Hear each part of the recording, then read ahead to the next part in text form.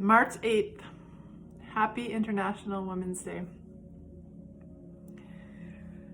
I haven't made a video since 2019.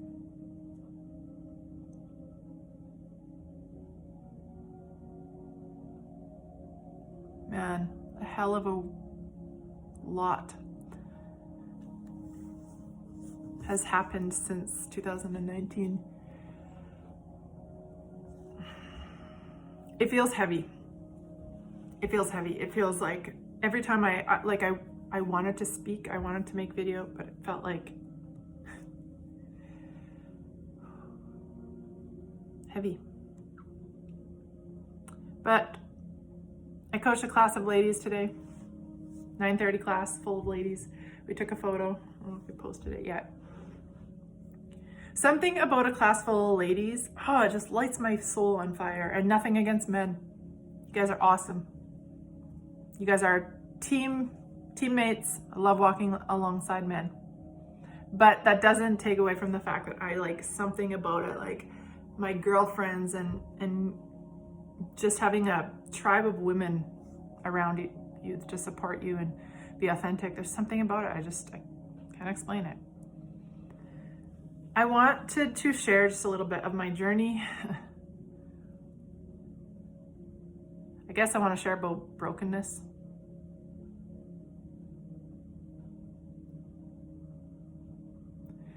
There's been a hell of a lot of brokenness in 2020, obviously, into this year. There's this beautiful art called Konsugi. What it is, maybe you've heard of it, it's the art of repairing broken pottery. So take a pot, break it into pieces, or it's broken into pieces, or beautiful plate or anything. But Konsugi is the art of repairing broken pottery by mending breakage. How do you mend the breakage? It's a liqueur mixed with liqueur mixed with powdered gold, powdered silver, and platinum. It's kind of like a really cool representation of resilience because it's literally gold mending. So the gold mending actually emphasizes the beauty of the breaks. The gold is laced into the breakage, and the gold is what repairs, and now you have, this beauty in reconstructing the broken pieces.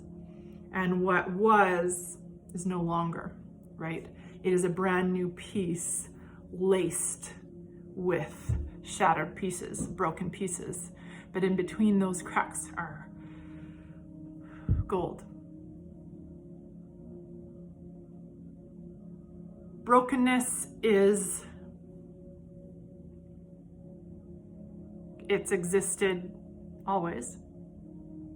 But in my lifetime, and anybody watching, for many of us, the brokenness has never been so evident than it has been in 2020, carried on into this 2021 that I've experienced. And I feel like in my life, I have been literally broken and put back together endless times. And it's like my pieces become pieces. Pieces of me become smaller pieces of me. And putting me back together becomes more and more like I'm just like this shattered, mended thing. But there's something eye-catching. There's something, catches your eye in seeing pottery that would be laced with gold. It would catch your eye. Some of you know because you've seen my posts my sweet grandma, we lost her in September. But it happened in March that she fell and she broke her hip. She'd been struggling with 3 to 4 years of already Lewy body dementia.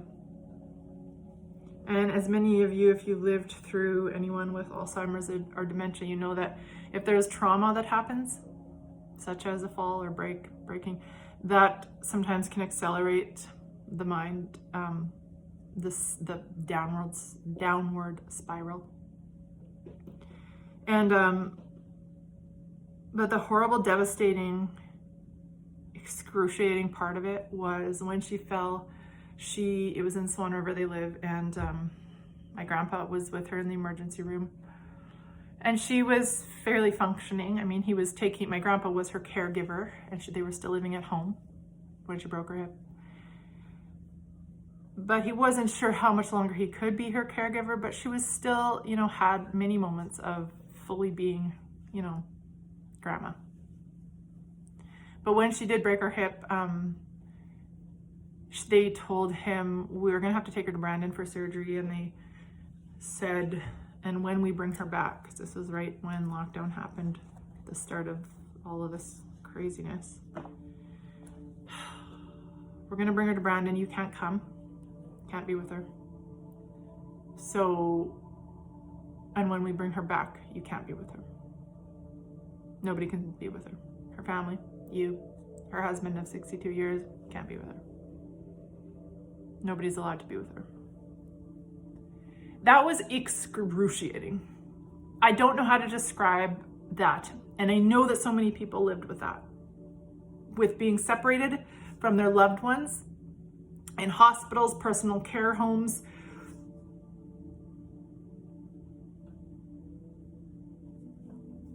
Taken away from your loved one. And so what happened is my grandma went through trauma, had surgery, everything brand new, right? She's ripped out of her familiar place. She's brought to Brandon, then she's brought back to Swan. Nothing familiar anymore, nothing familiar. My mom wrote this beautiful article a month ago in the Swan River newspaper about living with her mom, which is my grandma, dementia and all that stuff. And the one thing she wrote about how it's anyone that suffered with that, if there's literally nothing familiar, it's there's nothing to hold my grandma in reality. And for 7 freaking weeks, 7 weeks, my grandma was not with my grandpa or my mom. None of us were allowed. And with nothing to hold her in reality, down, down, down. 7 weeks of isolated, all the way down. Finally, when my grandpa and my mom, 2 visitors, were finally allowed, after 7 weeks, she wasn't the same. In those 7 weeks, we really did lose her. I, from March on, really, really, really struggled, really struggled. And I can tell you what was the hardest was I felt like, or I have felt, my faith to me has been one of the most important thing in my life, faith.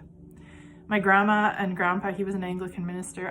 I grew up in faith. That didn't mean I believed it, but I came to my own personal relationship with who God is to me through my adult life, because God has in my life shown up in very undeniable ways that have proven that he's there for me. And that is the foundation of who I am. It's my faith that there is someone up there, that higher power that people talk about. He is there.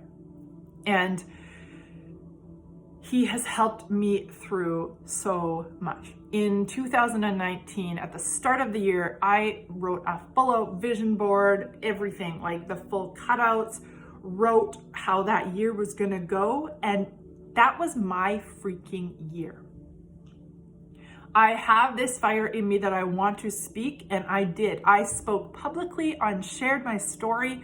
I made videos and shared my story, and then I spoke in person publicly on my story. I wrote that on my vision board that I was going to. I wrote that I was just going to meet new women and hear their stories and just really stretch myself in my personal growth and development. And by the end of 2019, I remember just being so damn proud of myself. Like, I was so proud of who I was and who I pushed myself to be, and to get out of the comfort zone and get into the uncomfortable zone. And I really pushed, and I'm so proud of who I was, allowing God to, who I was, who I allowed God made me, and I allowed him to just like open me up. But when grandma and all of that, I got so angry. I got so angry.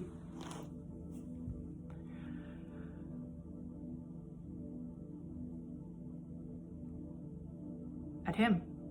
I blamed God. It felt like he dropped grandma. It felt like he dropped her. Like, my grandma and grandpa, who had loved him, served him faithfully all their years, it felt like he just dropped them. I really struggled with that. I felt like I couldn't trust him. I felt hurt and angry, and I didn't know where to put any of that. It was like a betrayal. Like, it's like someone that you love, like you're head over heels captivated, and then they do something in my brain that just totally drops you. And that's how I felt. I felt like it was like this, I needed him. Like, I need him in my life. He's showing up, and I guess I should share my story. He is showing up in my life.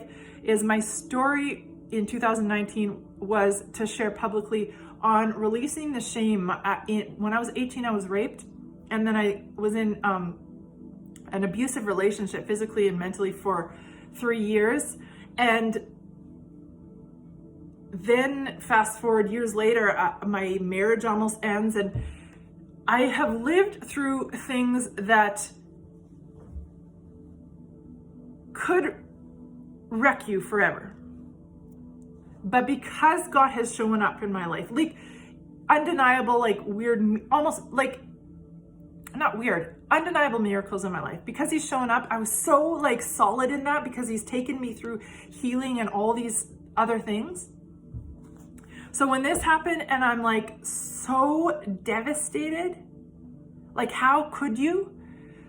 And like, I need him in my life, because that's like how I know who I am when he's close to me. But it's like, I can't be close to you, because like, I don't trust you anymore. Like, you literally dropped grandma. I can't trust you. I can't be with you. And now I'm like, the very soul, the very foundation of who I am is gone.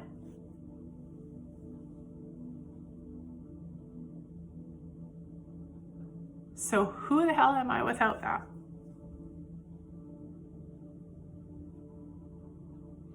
And when that's gone, and then you're just like so crazy knowing your grandma's in this place, you can't go get her, and it just drives you just want to like open your brain so it can explode, because like the pressure,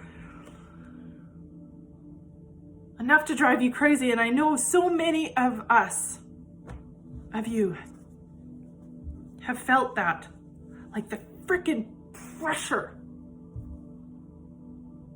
of living through loss of control, loss of a loved one, losses of jobs, losses of joy, watching your kids be disappointed.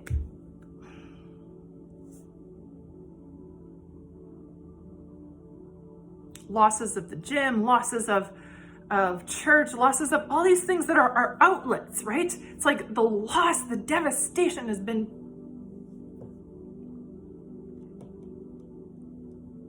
I felt like I was going crazy because I was so on fire in 2019. I was so inspired to share my story, and it was just incredible when I did. And then bam, everything ripped out from under me. And I know for so many of you. It was like we were asked to bear things that we shouldn't have to bear. We shouldn't have to have our loved ones isolated. We shouldn't have to lose people. We shouldn't. It makes me think of like, if you blow up a balloon, it's bigger, eventually it pops because it can't handle any more air. It's like, I feel like we are like these balloons that are unpoppable, but it's like we have a limit, but we're asked to go past that limit and go, and there's no pop. It's just like we're asked to like bear things that are too much.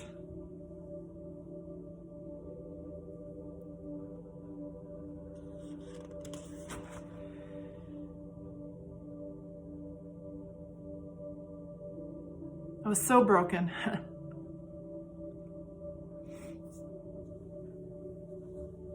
She was never the same. Thankfully, I was able to be on the visiting list and able to spend some incredible time with her. 4 days of time with her, and I remember, like, it was so... Jesus to Grandma, like, he was her Jesus. Grandma and Grandpa lived like God. He was everything to them. Grandma would have hallucinations of little kids. She would tell the little kids about Jesus. He was everything to her. When I was with her visiting her, her Bible was the most precious thing to her. And even though I'm struggling in anger and resentment and just like, I'm not sure where to put all this hurt that I believe is like, I just want to give it to God, but I don't like it. I was so confused. And, but I would open her Bible and read, and it was just so full of life. When I would open her Bible, like highlights and pictures and writing and all of our names, they prayed for us every day. All our lives we've been prayed for. You know, I'm kind of all over the place, and I'm sorry, but my mind is everywhere. You'll hear like the saying, we walk through hell and come out stronger. That's not always true. Sometimes we walk through hell and we come out broken. In a million pieces. That's how I felt. Like this time, I've been put back together before, but this time I'm not sure. I'm not sure if I'll get put back together this time. Like perhaps there's a place that it comes to where you've been broken too many times. You just can't get put back together. I remember telling someone like, this is the worst. Like I have been raped. I have been in abusive situations. It's really crappy things to go through. I've been totally broken, and I was able to heal and be put back together, but I just don't know now. This time I don't know. I don't know if I can be.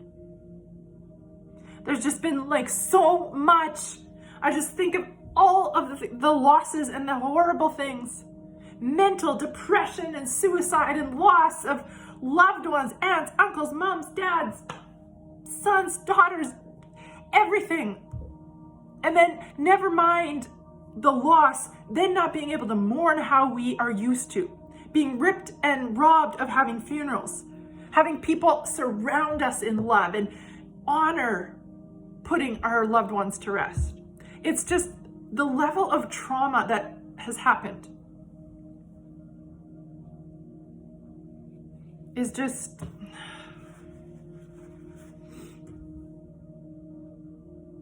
oceans wide and deep.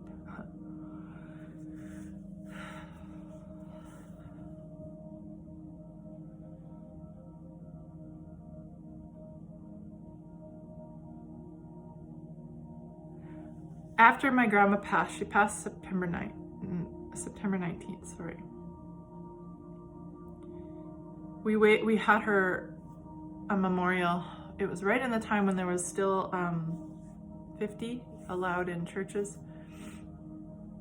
So thankfully, it was like that space of time where we could have a little bit of a memorial for her. After that, I completely fell apart. Like, I think I had been coasting, like, because she was still with us and I was going crazy. But part of me was holding it together. After she passed, I lost it completely. Like, you know, the Apple Watch? Everybody gets their steps and it completes the circle, and people post photos of how beautiful it looks with the full completed circle. And I felt like I had this like invisible Apple Watch for amount of cries per day, and it like was preset for 6 heavy, ugly, hard cries per day. And at 3 p.m. I'd be like, oh, not quite there yet. Today I'm at 4, and I got 2 more to go. I cried. I didn't understand.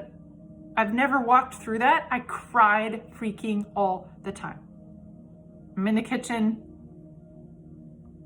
got jazz music on. I opened the fridge. I collapsed crying. We put up a tree in like November 1st, crying. Something random reminded me. I checked the weather. It's a sunny day. Start crying. It didn't matter. I cried all the time. I had to complete my watch literally every day is how I felt. Walking through the journey, sadly, my bestie in Edmonton, walking the same sort of journey with her grandma, and we would just have like whine, cry, FaceTime days. But I felt like it was endless because my foundation of faith was gone. Just like, I just don't know anymore. I've lost all hope of ever being the same Sarah ever again. Like I'm like just like this sad, angry version of who I was in 2019. I'm just sad and angry and irritable. And I started to really get into a dark spot because I was sad and angry and irritable. And so then what happened is like, I started treating my family like crap because I can't handle anything. It's like, it's hilarious that this is what I'm going to use, but let's pretend this is a cup, because I don't have one, and fill it right to the brim. Like literally put it under the tap, fill until it's full to the brim. Like literally, even if I try to move it like this, it's going to spill over. I felt like for me, that's how I was with emotion. Like I literally was full to the brim of anger and sadness and grief and sorrow. Is like, I could literally not even handle a slight movement. I would spill over. I couldn't handle any sort of like, Mom, can I don't know, ask me like something simple, but it would stress me out immediately. Any sort of conflict, any sort of challenging, I would just blow the frick up. Not like I still don't do that, because I definitely do. But I was doing it all the time. And I remember getting to I was reading a grief book, and that's all I wanted to read was just stuff on grief. And I was coming to such a dark spot. Like I really wasn't sharing with Matt.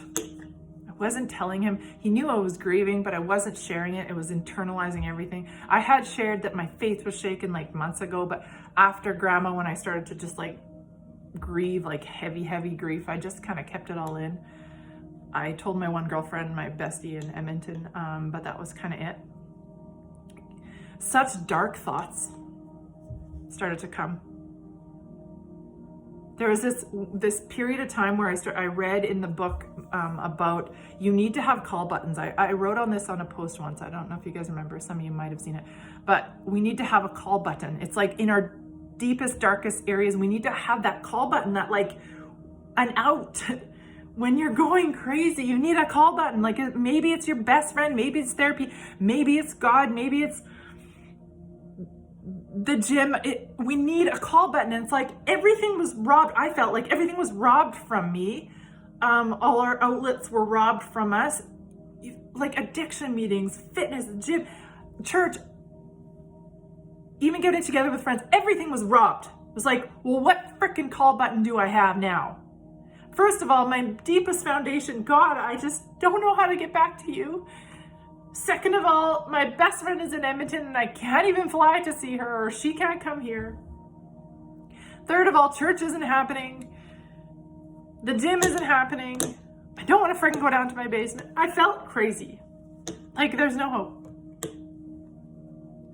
I remember reading that, thinking I have no call, but I literally have no friends. That wasn't like, now I'm not saying that's true. I did have friends. Just I was internalizing, right? I wasn't going anywhere. I could have called people. I didn't. So in my head, I'm like, I have nothing. I'm such a mess up. I'm screwing up my family. I should just leave them. I should leave. I should go far away. They'd be better off without me. Not like suicidal, but like I should just like disappear far away somewhere. Because they would be happier without this crazy mom exploding at them all the time, this crazy wife who just literally can't handle anything, is just creating chaos in the house. Like they don't deserve, they deserve better. Such dark spot. And I remember those moments, and after I had read about the call button, I was so angry. I was angry, and I went to sleep and that night.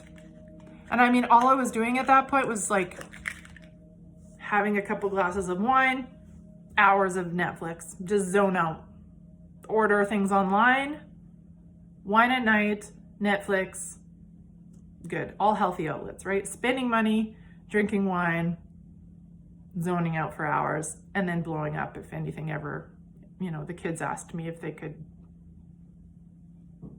do anything, like blow up.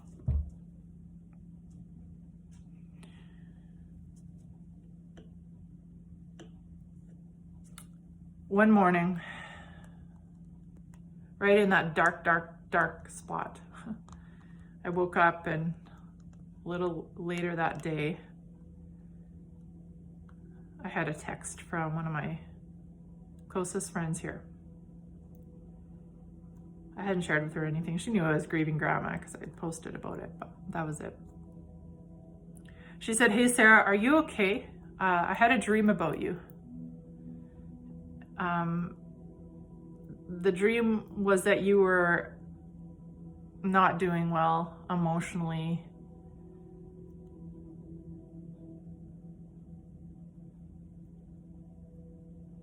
That you were a mess and that you just needed a friend. So I just thought I better check in, like, how are you?" I remember being like, oh,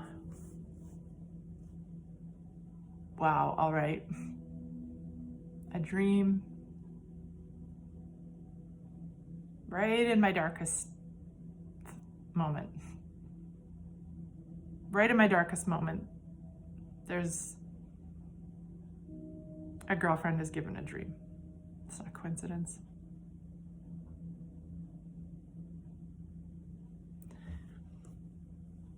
Perhaps it was grandma talking to God. It was for sure God. I said, "What do you mean?" Or actually, I think I said, "Yep, your dream's correct. I'm a mess." But then I said, "What was your dream?" She said, in her dream, I left her an 8-minute long voicemail about how I was just a complete mess, spiritually, emotionally, broken. Just needed a friend because I was in a very dark spot. So she said she had woken up that day, told her fiance, "Remind me to text Sarah later. She's in a really dark spot." And he's like, "How do you know that?" And she's like, I had a dream. She knew it was a God dream.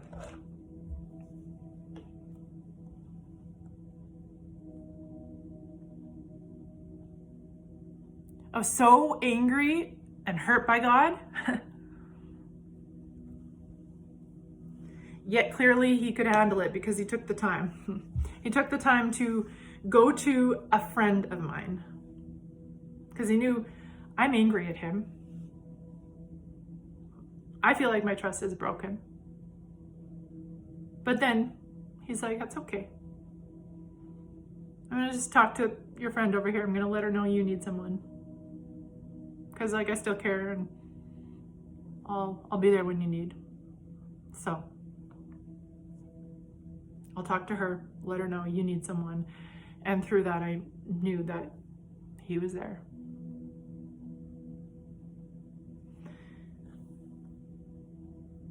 That really helped me. Just to realize I'm not alone. He's around still. He can handle the fact that I'm really freaking angry at him. I don't know how to trust him. A couple days later, I finally took a stab at a therapist. I was wanting one. I was like, how the heck are you supposed to find someone that you like and that will understand you and that you click with? I just went online and looked for someone. We were covered. It's like, okay, let's try this lady. FaceTimed her in the car. Within the first couple minutes, I knew immediately that, again, that was him setting it up, because I just knew I clicked with her immediately. She had me crying within the first couple minutes, cried for the whole hour. She was so incredible in giving me things to think on. And slowly, I started to realize and see truth amidst all the craziness. And one thing we talked about, which is so true, and if you're not a person of faith, you can leave, just take what you need, leave what you don't, anytime you listen to anything, right? But in the Bible, Jesus has 12 disciples. Those are like his besties. And my therapist was just so incredibly sympathetic and just cried with me. But she said, isn't it just like, first of all, she said, you just sit in your anger. It's okay. Don't rush through this. You need to wrestle with this. Like, you need to wrestle with God in this. You need to find deep in your soul. Like, just sit in it. Just wrestle with him. He's okay. Like, I told her about the dream. She's like,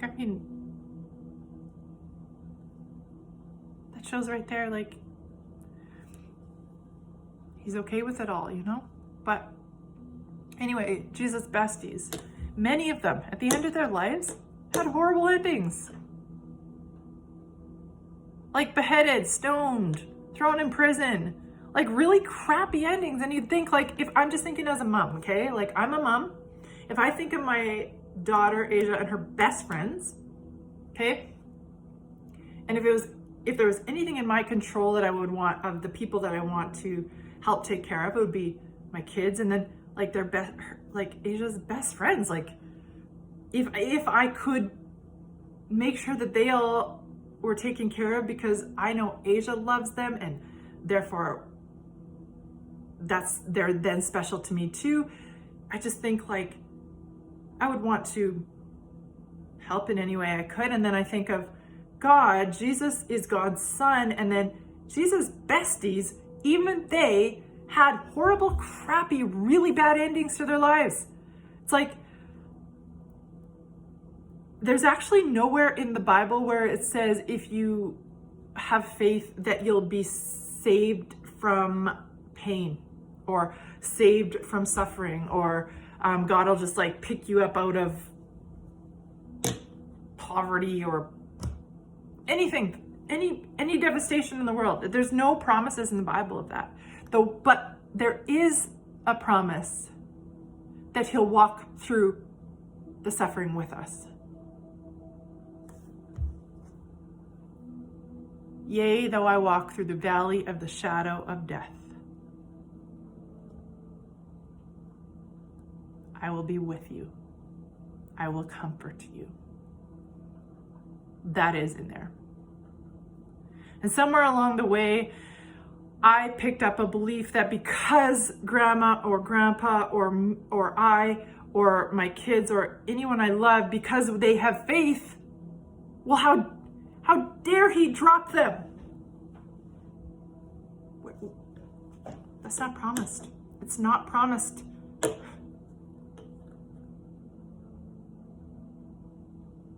That we're magically taken out of the pain. But what is shown every time in my life so far is that in amidst it, he always has shown up. And coincidentally, that is in the Bible.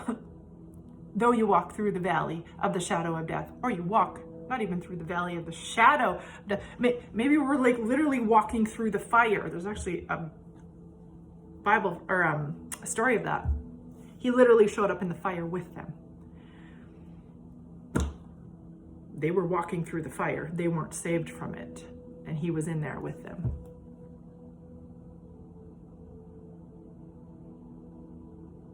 Do I wish that when we believe in God that we're saved from all of the hell, especially the people that I love? I don't want to see my grandma isolated and like literally ripped from her family. I don't want to watch my loved ones go through any sort of hell.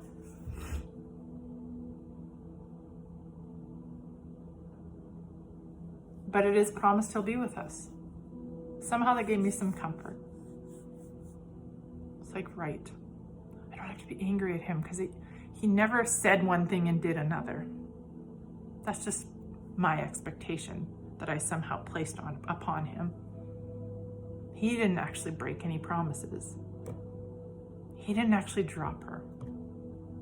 And then my therapist said, what do you think your grandma would say about those 7 weeks. So what would your grandma say about her faith? And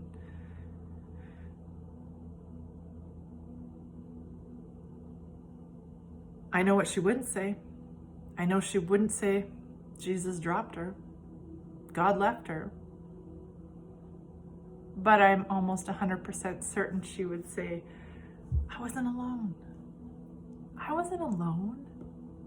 Yeah, my mind was gone, and yeah, I was sad because my family wasn't there, and that made me miss, but my Jesus was there. He was with me. He was close. He was speaking to me. My spirit was connected to his spirit. I was okay. I was okay. I still had him. No isolation can take my faith in my God and my Jesus away from me. That's what she would say.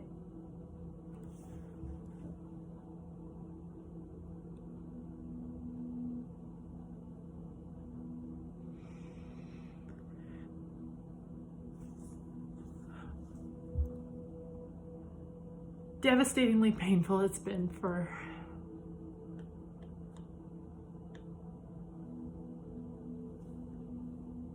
all of the crap. I think of the losses, and my therapist, a different therapist I had just talked on the phone, she said, like, the level of trauma is so different because we're experiencing things like that. When family members are, like, their life is in a threatening position. Like, for instance, my grandma was on the decline and we weren't allowed to be with her. It's like your body reacts to, it's like she's in a life-threatening situation almost. And we're desperate to help her. And it's like the trauma of not being able to, of being helpless to help them.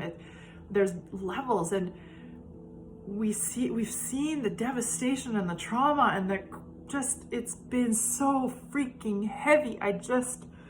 The sorrow and sadness everywhere. And I'm not sure why I felt like I wanted to share, except that just last week, or it wasn't even, a few days ago, what made me realize I just need to share my journey and be authentic is that there's a few things. One is that my therapist talked about it, and then I listened to a podcast and I was like, okay, I get it. I get it.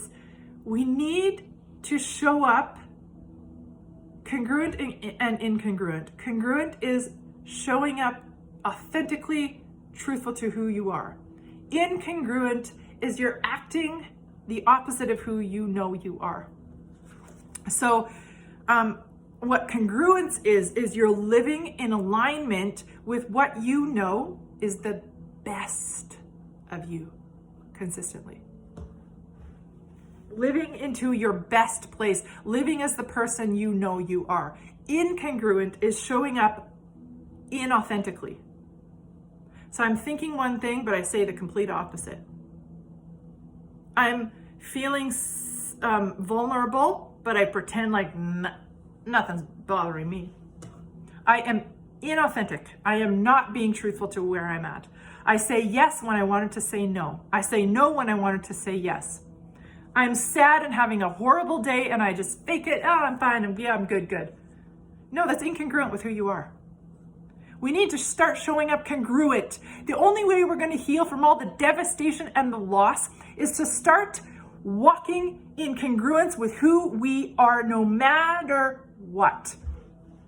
If you're grieving,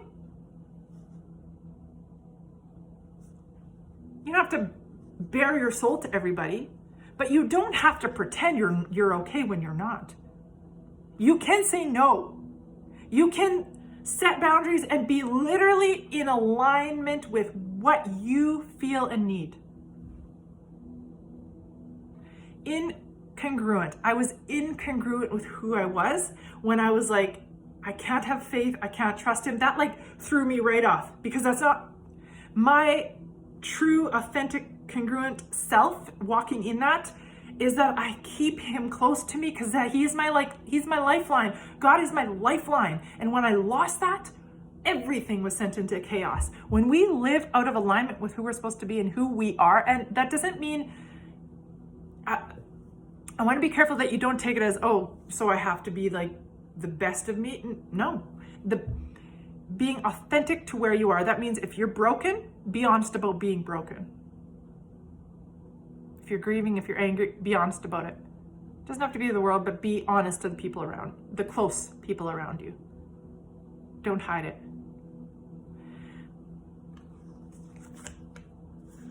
Why? A couple reasons. Two things kind of to do with that.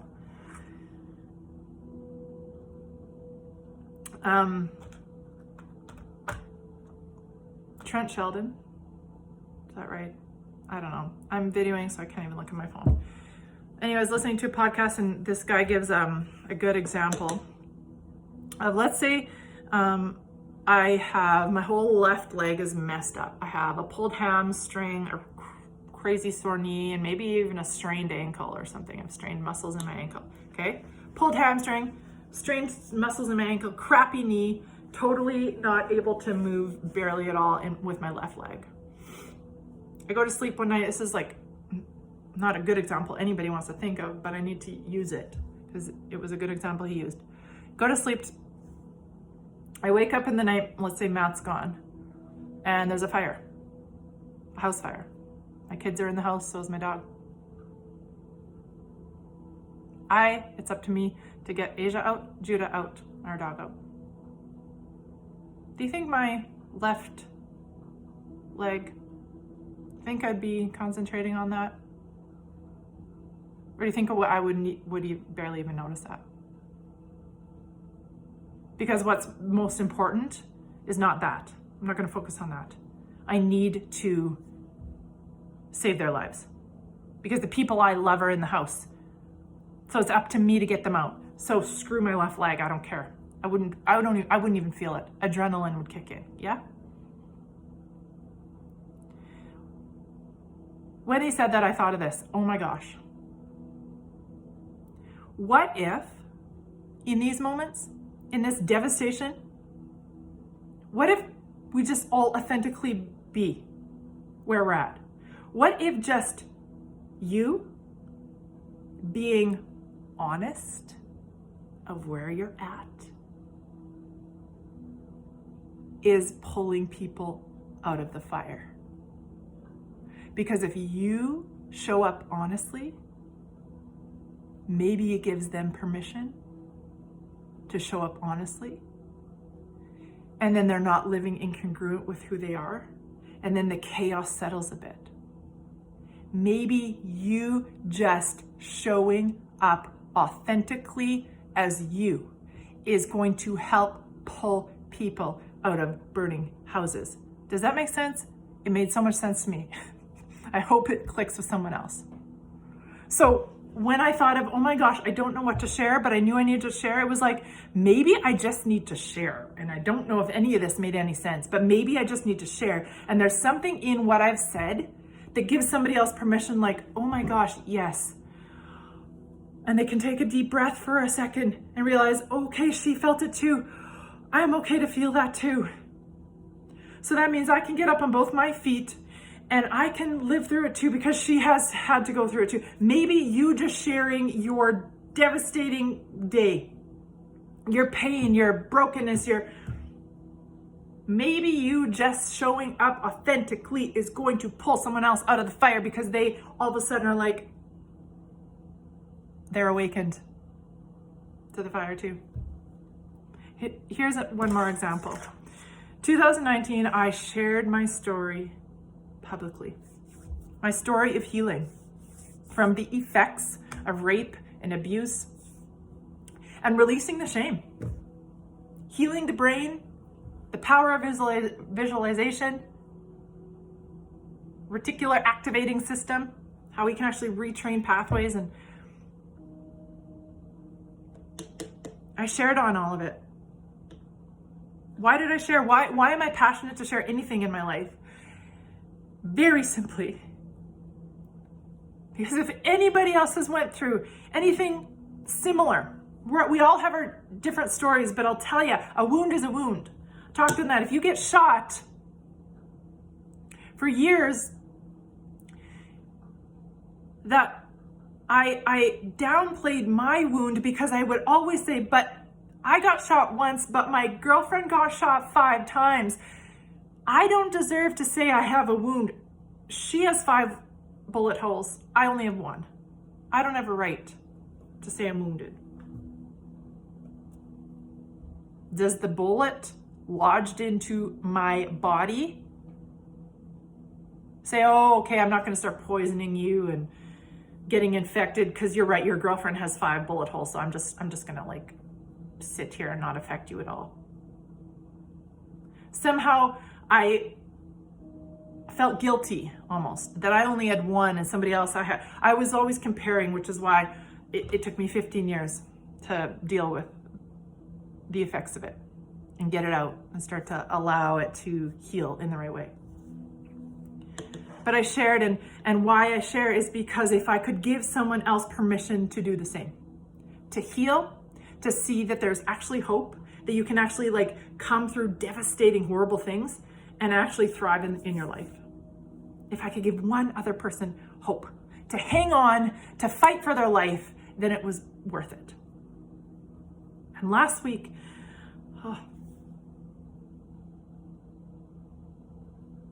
a girlfriend posted on Instagram. She opened up about her story. And she had been in the session in that event when I spoke. She had been there sitting in the audience or whatever.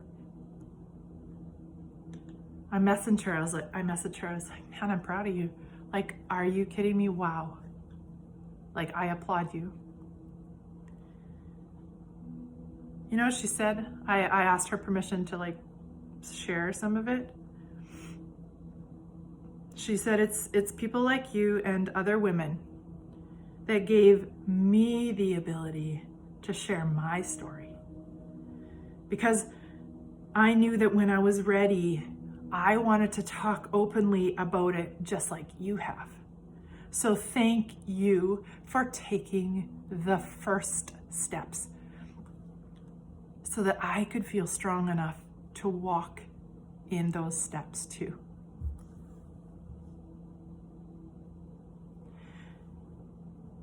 She said, you had an impact on me that day, because to see you thrive gave me hope that I could get there someday. She said, today is one of those days.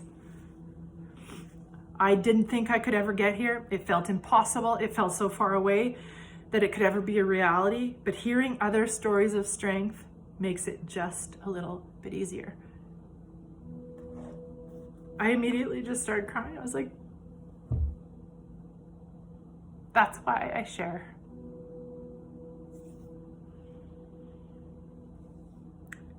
Thank you for taking the first steps so that I could feel strong enough to walk in those steps too. Guys, that's why we have to show up. Show up. Show up in your authentic self.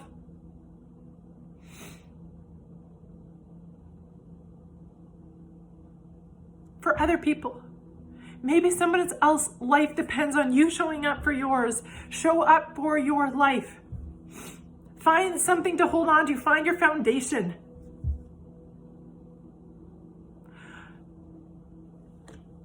If I could give you anything, it's like if you ever want to test out if there's someone up there, do it. Test out if he'll be there for you, because man, he showed up in my life, and without that deep level of hope that like, yeah, I'm going to walk through more crap in my life and pain, but like he's definitely shown me that he will walk through it with me. And now I am so passionate. It's like, show up for your life because other people's lives depend on it. Now I know that with God, I have the strength to share even in my brokenness. Am I still broken? Absolutely. I just fell apart the other day about grandma again. I had a whole day or a whole evening of just full out hard crying and woke up with puffy eyes and headache the next day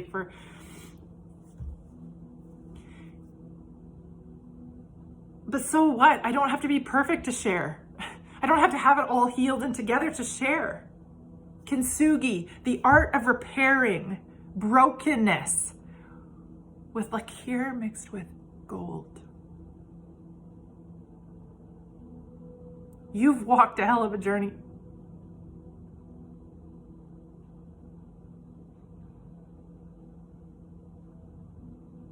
And I'm sorry for the journey of pain and devastation and just craziness that you've had to walk through.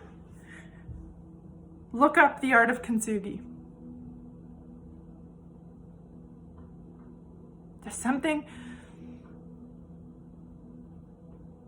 beautiful in the repair. And we're not the same. We're not supposed to be. We're not the same.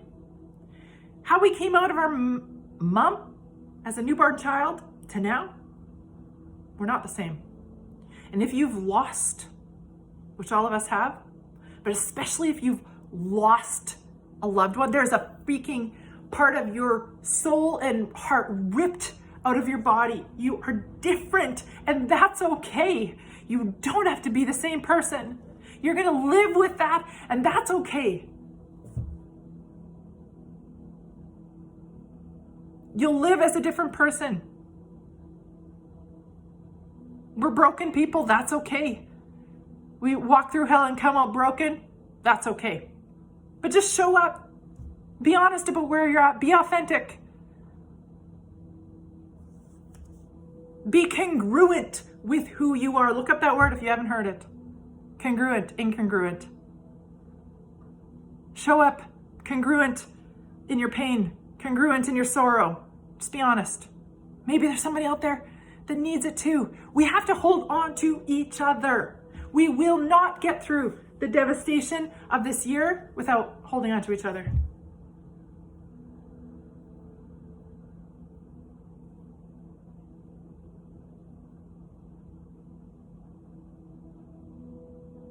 Let's honor our loved ones by just